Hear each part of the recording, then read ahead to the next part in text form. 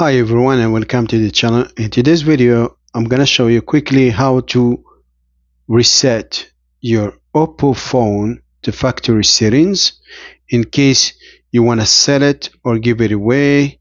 So it's very easy. Just open settings, scroll down to system settings, and system settings scroll down and press backup and reset.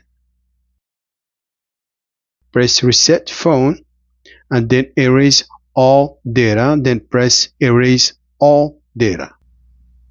Your phone will restart. You just wait.